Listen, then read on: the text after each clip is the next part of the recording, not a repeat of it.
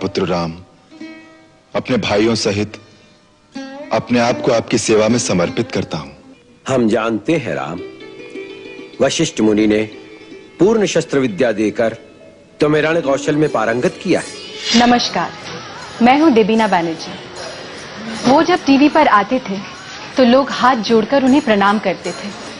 उनके टीवी पर आते ही कोई अगरबत्ती दिखाता, तो कोई टीवी सेट पर ही फूल माला चढ़ाता, तो कोई हाथ जोड़कर प्रभु श्री राम का जयकारा करता। प्रभु मूर्ति दिन देखी तैसी,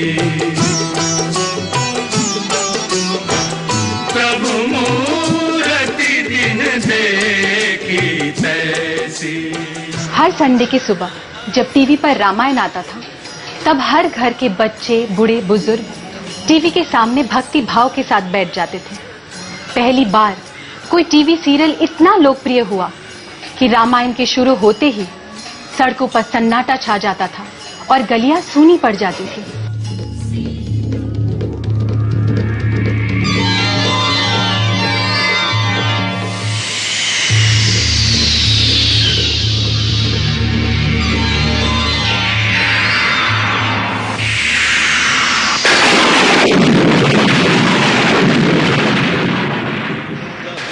पहली बार जीते जागते कलाकारों में लोग भगवान की छवि देखने लगे। रामायण के राम अरुण गोविल और सीता दीपिका चिकेलिया को लोग आज भी राम और सीता के रूप में याद करते हैं।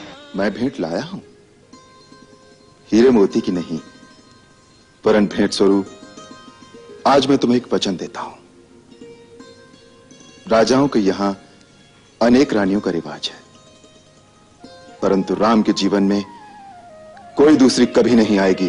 टीवी सीरियल रामायण से टीवी की दुनिया बदल गई, लेकिन इस सीरियल से टीवी की राम अरुण गोविल और सीता दीपिका चिकेलिया की जिंदगी कितनी बदल गई, क्या इस बात का अंदाजा है आपको? किस चिंतन में खोई थी सीते? मैं सोच रही थी, आज इस मस्तक पर राजमुकुट सुशोभित होने के पश्चात आप प्रजा की धरोहर हो जाएंगे, फिर मेरा आप पर कितना अधिकार रह जाएगा। इतने बड़े राजा के दरबार में फिर सीता का स्थान कहाँ होगा प्रभु? तुम्हारा स्थान सदा राम के हृदय में है सीते। रामायण के बाद अरुण गोविल और दीपिका चिकेलिया ने फिल्मों में काम करना क्यों बंद कर दिया? क्या राम और सीता के इमेज में बन जाने के बाद उनका फिल्मी करियर खत्म हो गया? एक अलौकिक मृग हमारे आश्रम के पास घूम रहा है। अलौकिक मृग? हाँ। कहाँ है? आइए जल्दी आइए, आइए स्वामी, आइए जल्दी आइए। रामायण सीरियल के खत्म होने के बाद अब 25 साल बीत गए हैं। आजकल क्या कर रहे हैं अरुण गोविल और दीपिका चिकेलिया? आखिर कहाँ और क्यों गुमनाम है सीरियल रामायण के राम और सीता? भवन ते प्रगट भय, तेहि अवसर दो भाई।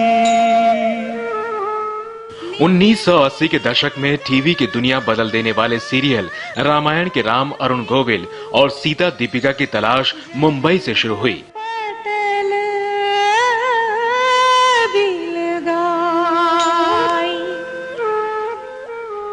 तलाश टीम के संवाददाता सरिता सिंह, संवाददाता सुमित शर्मा, वसीम अख्तर और सुनीता त्रिपाठी मुंबई में मौजूद उन लोगों से मिलने के लिए निकले जो रामायण के दिनों में अरुण गोविल और दीपिका चिकेलिया से जुड़े थे।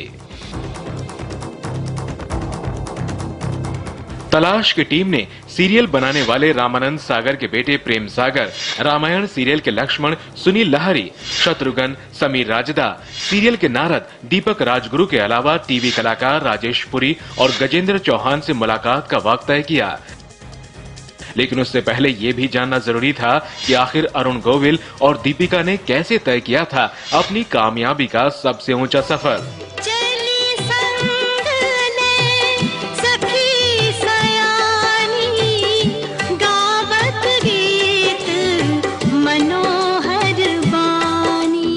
सबसे पहले अरुण गोविल के बारे में जब तलाश की टीम ने जानकारी जुटाना शुरू किया तो पता चला कि रामानंद सागर के रामायण में श्री राम का किरदार करने से पहले अरुण गोविल कई हिंदी फिल्मों में बतौर अभिनेता काम कर चुके थे। सपने जगा लूंगा तुमको, तुम्ही से मैं सावन को आने दो, सावन को आने दो।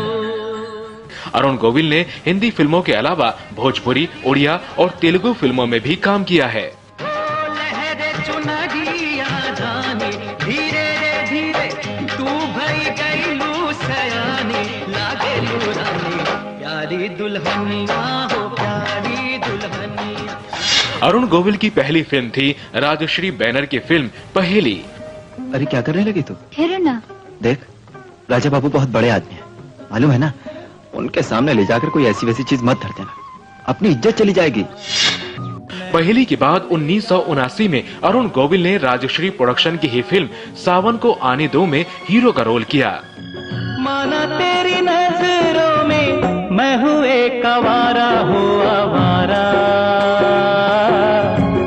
नहीं भूलेगा मेरी जान ये आवारा वो आवारा। चांद जैसे मुखड़े पे बिंदिया सितारा। ये एक म्यूजिकल हिट फिल्म थी और अरुण गोविल का नाम लोगों के बीच पॉपुलर हो गया। आज की हर घड़ी